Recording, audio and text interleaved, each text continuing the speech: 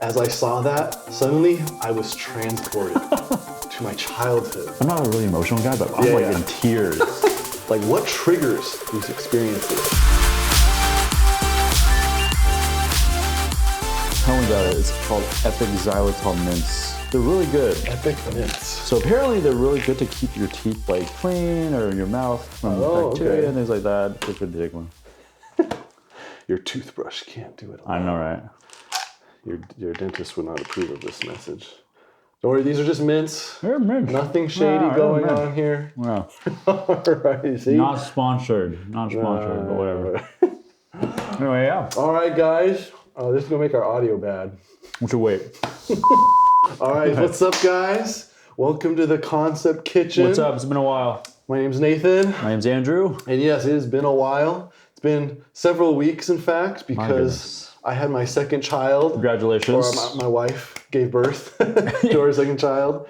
And so it was a little hard to try to record. Yeah. But we're back just in time for Andrew to have his second next child week. soon. Yeah. So we may be on and off, but we'll keep posting stuff. Yeah. You might see our kids on the podcast. Who knows? We're going to get them on soon once they're a little more stable and they can like handle themselves a bit. But that'll be fun, I think. Mm-hmm. But anyway, we've got to cook up some dishes because it's been a while. I'm hungry. So while I was on leave, as I were waiting for my child to come because she decided to be a week late, so I had an extra week off work. Real quick, how heavy was she again? She was 10 pounds, 1.8 That ounces. is a big baby. Big baby. Okay. Yes, definitely a record in the family. My goodness. All right. Well, so anyway, while we were waiting basically for her to come because she was late, me and my wife watched some movies. Okay. Actually, nothing like mind blowing or anything, but we watched the Sonic the Hedgehog movie. Oh, I heard that was good. It's actually the new one, right? Yes, the one that just came out a couple years ago. There was a sequel too, just called Sonic the Hedgehog. The one that had the horrible trailer with the scary Sonic, but then they fixed it. So we watched Sonic the Hedgehog. Just because I was like, I heard it's the first decent video game movie, and I loved Sonic as a kid, so my wife finally let us watch it because we're not doing anything. Sure. And right at the beginning, right when the pre-credits are kind of rolling and stuff, they play this little tune from the game. Oh. It's called Green Hill Zone. I think I know the one you're talking about. And I'll put it in the edit. Okay. But it's basically. And as I saw that, suddenly I was transported to my childhood. You're back there, yeah. And it was the strangest experience ever because I haven't played Sonic in years. Yeah. I actually wasn't really I wasn't like a Dreamcast or Sega Genesis kind of person. Yeah. I was Nintendo. Okay. But I did have a secret love for Sonic because they ported it to the computer. Yep. So I played all Sonic 1 through 3 on the computer. Wow. And as I heard that jingle, and it's just a little bit at the beginning, I had that sensation of being a child again. Okay. And that's what I want to talk about today. Is because it was such a surreal experience because why would a little jingle caused me to feel these feelings of being a child again, of going almost feeling emotional, even though it's a little jingle and we're about to watch a little cartoon movie. Yeah. And I just thought it was so fascinating because it wasn't the only time that this has happened in the past few weeks. So another one. The Mario Bros. Movie just came out, right? I was just thinking of that, yeah. And I haven't seen it yet. We're probably not going to see it till it goes streaming because when you have kids, you don't go to the theater. Yeah. But as I watched the trailers, even though it doesn't have music from the game, again, I had that experience of... It doesn't have music from the game? No, it has orchestral versions, basically. But it's not straight ported from the game like the Sonic one was. Okay. That was just straight... Like the MIDI file. Yeah, it was a straight MIDI file. This one in the trailer, right? It just has kind of epic versions of the theme. Yeah. And it's crazy. I got that shiver down my spine watching a Mario Bros. Trailer for a movie that's probably not that great, but really fun because it's Mario Bros. And it's that sensation again, right? Of being transported back to your childhood over something that is not very significant or like important. Yeah, I mean, it's not gonna, affect your life. No, not at all, right? Yeah.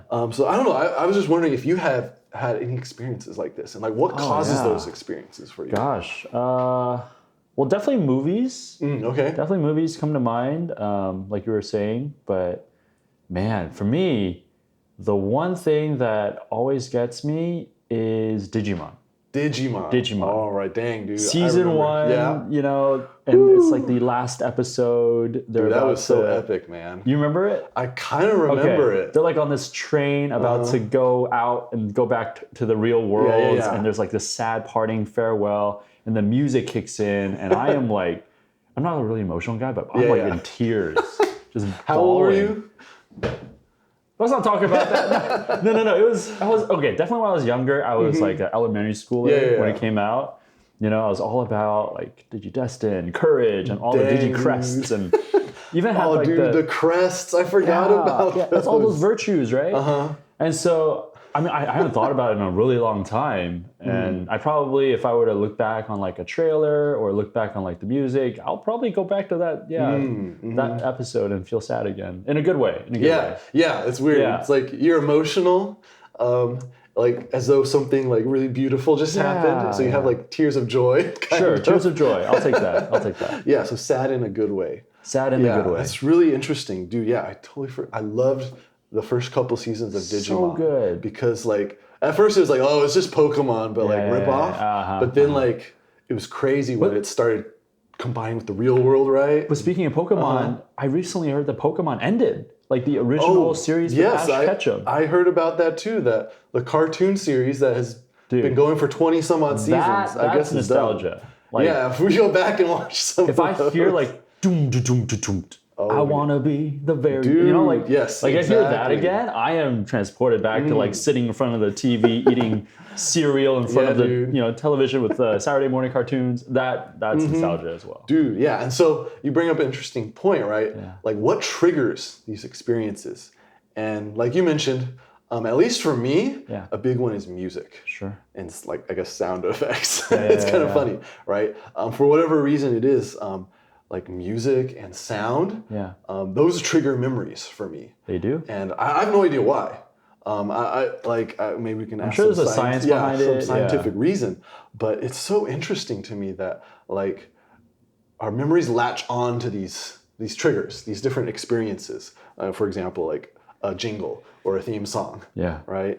And suddenly like it's like a core memory, right? Inside Out, right? It's totally like that, where it's like you have this amazing like image of what that was like to experience that theme song every morning. It's true. Every Saturday morning, over and over again, it's right? It's true, 100%. Right? And you have this like image of, wow, that was so awesome, even though it probably wasn't that awesome. No, I mean, well, I don't know, like maybe I just can't appreciate it anymore. Maybe it was more awesome than I can currently appreciate. Right, so if you went back and watched those episodes of Pokemon, you probably think it's trash now.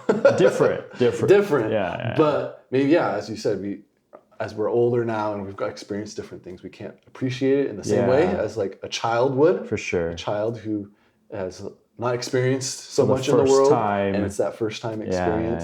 I think there's definitely something about that first time, the novelty experience, right? And then, like I said, our memories latch onto that, right? And then suddenly, 20 years later, something recalls it. Something calls it out of our subconscious. And so I don't know. I feel like this is a very common experience. No, absolutely, right? Absolutely, yeah. I think. Well. I mean, some people say you shouldn't remake those classics. Okay. Because they'll never do it justice. Like a lot of people were saying with the Mario movie. They were saying like, you're ruining Mario. It's just a game from the 80s. Just let it be. And there was some controversy about who was playing the actor. And like, oh, it's a Mario. The Italian whatever thing. So then it's all this controversy around it. But it can never compare to like, when I was a kid, or that expression, right? When I was a kid. Yeah.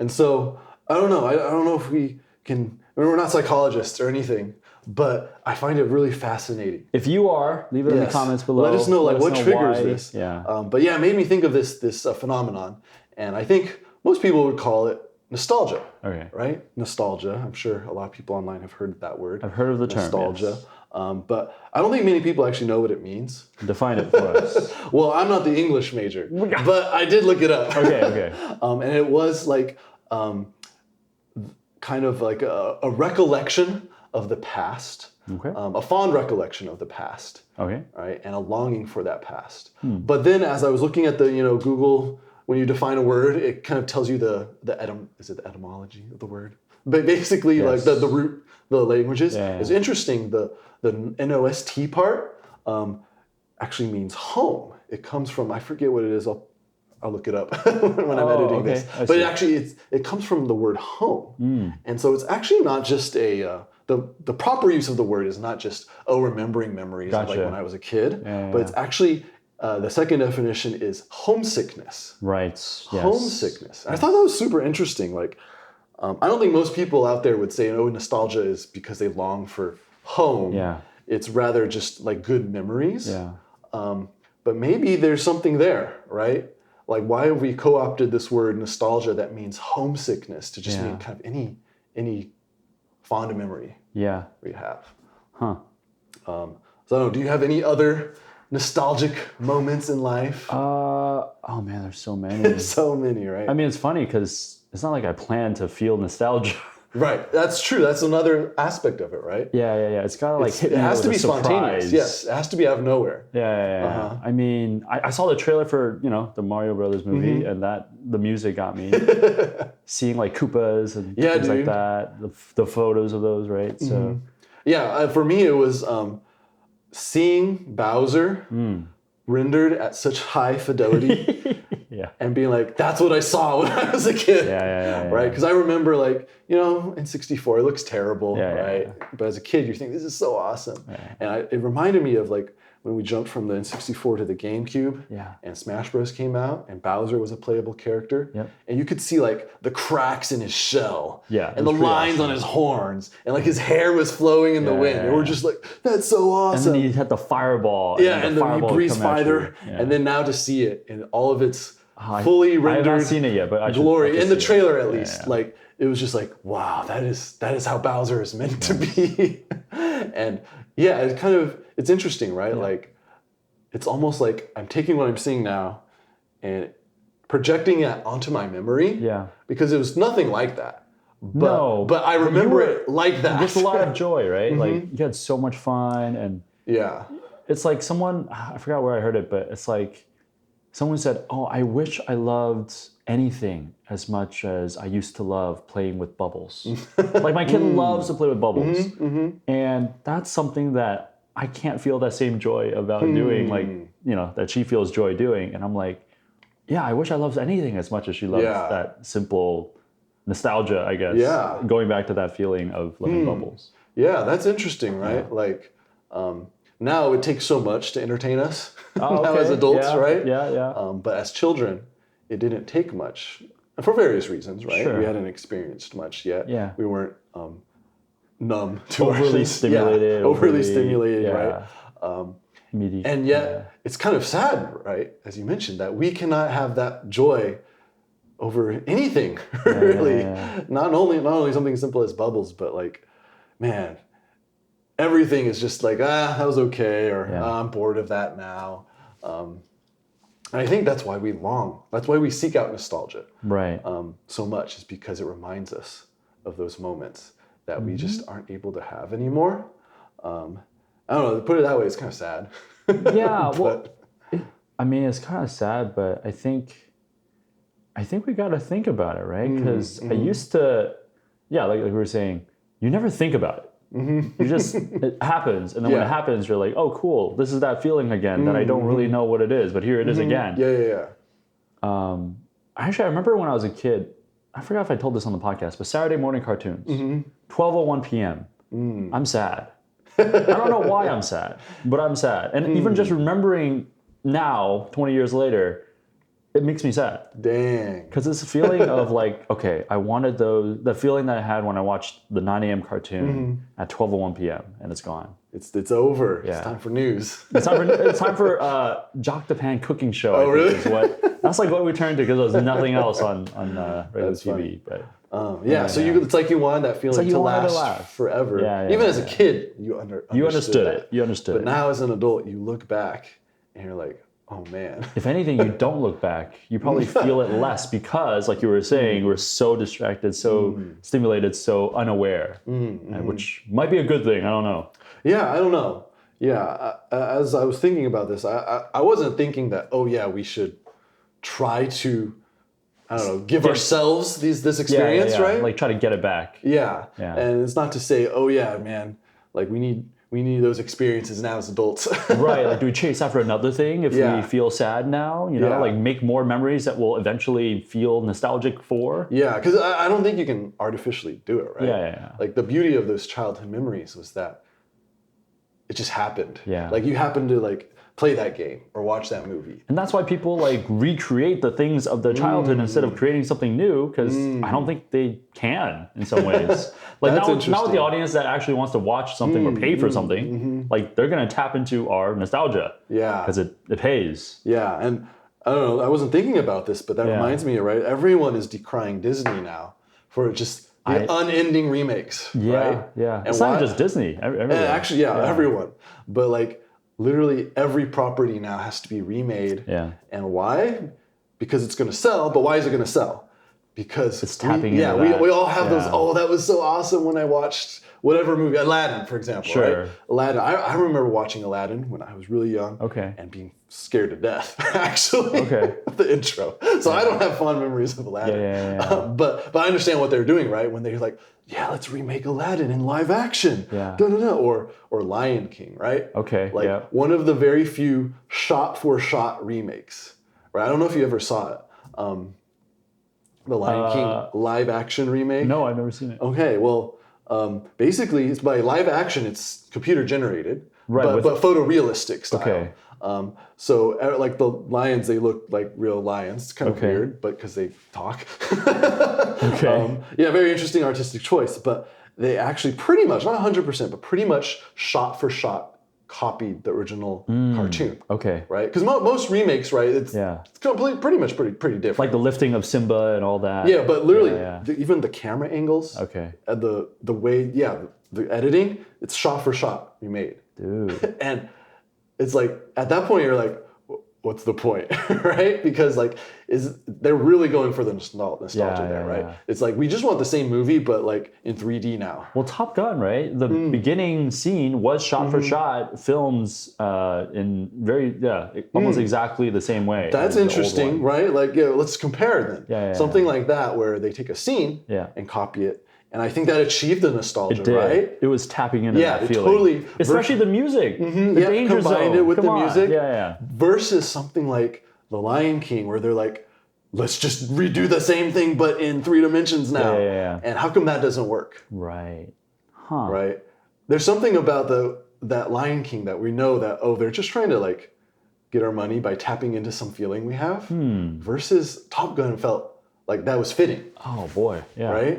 And I don't know, I'm not some like film analyst, but that's really interesting to me, right? Why did Top Gun work and Lion King live action not work? Yeah. And I mean, there's could be all sorts of reasons why, but I think that's something at least for listeners to think about. Yeah. That's kind of interesting. Like a perfect copy can't perfectly copy. Yeah, you're not going to suddenly give those same memories to me now as an adult. Yeah. Right? I loved Lion King as a kid. You've got to shape it differently. Not just because of the shot selection, right? So, but for Top Gun, it's something like we know the movie's going to be different, right? But it's that callback kind of, and that connection of these decades past. Yep. Anyway, we could dive into that, but I think that's really interesting. That is super interesting. Yeah. How do we play to our nostalgia in a sense? Yeah, and like our memories. Even just being aware of it. You know, like no one's ever. I'm never like really thinking, oh yeah, this is me feeling nostalgia right now. You know. Exactly. Yeah, that's why it's such a fascinating feeling. I think. Yeah. Right. Like you said, we can't get it by seeking it out. Which is true for actually a lot of feelings. But like it's also something that like you can't identify until it's past. Right. Until it's done. Until you look back on it. Yeah. You're like, wait a minute, that sound effect, that transported me. yeah, for sure. So I think this is just a fascinating topic. I know, as a gamer when growing up, like this is all we talked about was retro games, like nostalgia, right? And playing to nostalgia and like, like that game was so awesome. Or actually, when I went back to it, it's horrible now, right? And how people will call it rose-tinted glasses. It's like, you just have rose-tinted glasses for the past. Yeah, I've heard and that. I think that's another aspect too, right, of nostalgia is that we kind of touched on it, but like you have that experience and then you go and try and experience it again. Yeah. Okay? I have another one. My friends roast me for this, but I used to really love the hamburgers that they gave at Sweethearts. Sweethearts is like this boba shop. Yes. And no one would ever go there for hamburgers. Yeah, just for context. It's a rundown kind of little boba shop. Berkeley. You know, you don't expect a burger. Yeah, you're not there for burgers. You're there for boba. I had it, I think the summer before my freshman year. And I keep trying to tell people, hey, it's a good burger. And I've had it recently. I've had it since. It is not the same. It is not the same. Not the same. It is, it's a good-ish $4 burger, but it's not the same as, when I bit into it. Yeah, it doesn't line up to that nostalgic feeling right. that you have maybe looking at it on the menu. Yeah. You're like, I remember this, my freshman year. Yes, the expectation. And then when you buy it, yeah, exactly, right? Yeah. And so as I'm thinking, for example, they're like Sonic, right? Sure. If I were to go back and play those games, I'm sure in like 10 minutes I'd be like, this is frustrating because it's hard to run fast and I suck at this.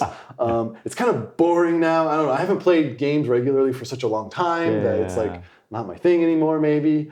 I don't know. I think I would just be like, get bored after about 10 minutes, right? Yeah, totally. Or maybe I would just sit there listening to the music, trying to pretend that I'm enjoying it, right? But there's something about like, that fond, joyful memory that if we go back and experience it again, we realize, why did I like this so much? Yeah. Why did I like this so much? And I think that's what's kind of unique about nostalgia. It's not just, memories, right?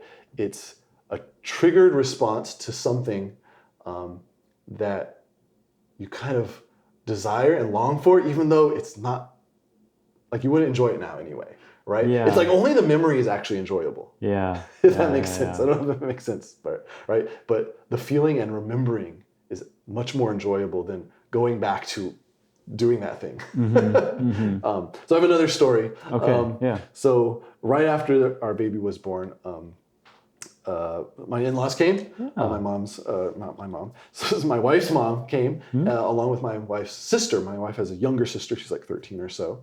Okay. They came to help with the baby. And my sister-in-law, she loves watching movies. And she said, one night, let's watch a Studio Ghibli movie. Okay. Yeah. So we watched one. It was Kiki's Delivery Service. Is great. I never saw that one. It's really good. Okay. Very, very touching.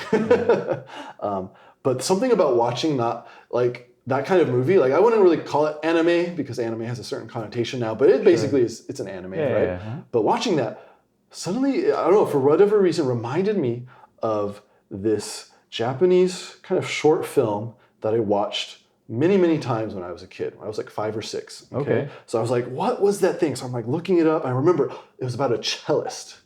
Okay, you're not going to know this. It's super obscure. Okay.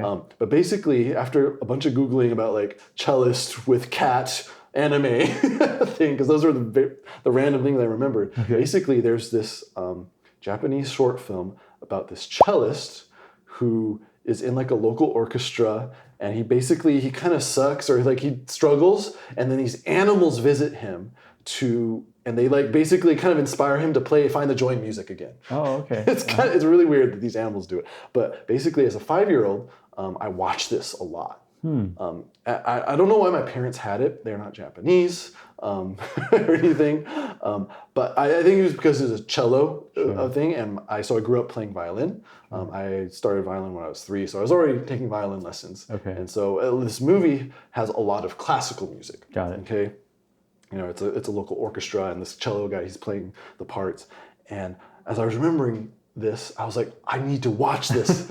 It was so awesome. I remember this. Yeah. So I like scoured the internet looking for something. Okay. And I found this like Chinese website basically that had it. So me and my wife watched it.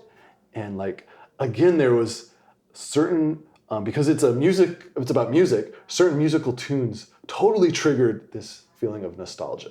So the movie starts off with what's called the Pastoral Symphony by Beethoven. It's just beautiful. It reminds people of like the countryside, basically. Okay. And it matches with this imagery of this Japanese town. It's in the countryside, and this cellist is like running to his rehearsal with his orchestra, whatever. And basically, like I remember so vividly while we were watching it, like the tune ends because it's like just like an intro section, and it's ending, and it ends on a sunset with these birds flying away. Oh. And I was like, oh my! That moment transported me to my childhood once again. It was so weird. It's something about the birds and the music ending, and I was like, I remember that scene. I remember it so many times. And then there's several other scenes like this. Like there's this part where basically the conductor, he's really mad because people keep messing up. Sure. So he stomps his foot through the podium. Like it goes straight through the podium. Okay. And that's another shot that's like, it's seared into my brain. Sure. Yeah. Because it's like,